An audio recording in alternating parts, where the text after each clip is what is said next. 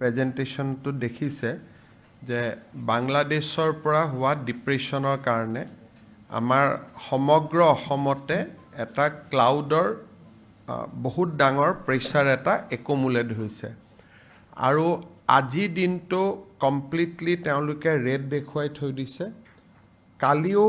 সন্ধিয়ালৈকে পৰিৱেশ একে থকাৰ সম্ভাৱনা আছে গতিকে গোটেইখিনি চালে মই ভাবো যে পৰিৱেশটো আজি আৰু কালি জটিল হৈ থাকিব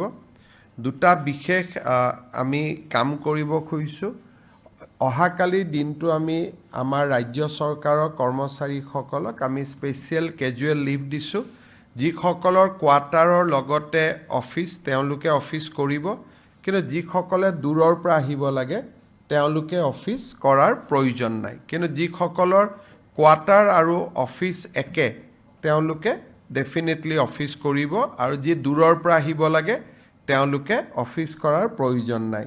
শনিবাৰে প্ৰাইভেট স্কুল নাথাকে কিন্তু গুৱাহাটী বিশেষকৈ কামৰূপ আৰু কামৰূপ মেট্ৰত আমি স্কুলখিনিও অহাকালি দিনটোৰ কাৰণে বন্ধ ৰাখিব কৈছো গভৰ্ণমেণ্ট স্কুলখিনি প্ৰাইভেট স্কুলখিনি এজ ইউজুৱেল বন্ধ হৈ থাকে বাকি আমাৰ যিসকলে প্ৰাইভেট প্ৰতিষ্ঠান আদিত কাম কৰে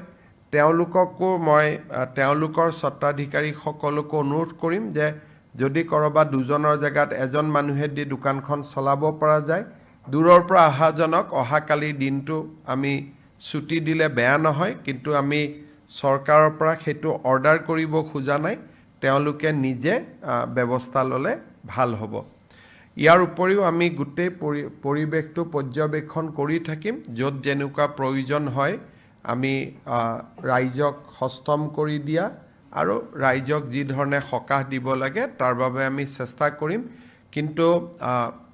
বাংলাদেশৰ পৰা বেসিক্যালি বংগোপসাগৰৰ পৰা যেটো ক্লাউডৰ প্ৰেছাৰ আহি আছে সেই প্ৰেছাৰটো আজিটো থাকিবই অহাকালিও কন্টিনিউ হ'ব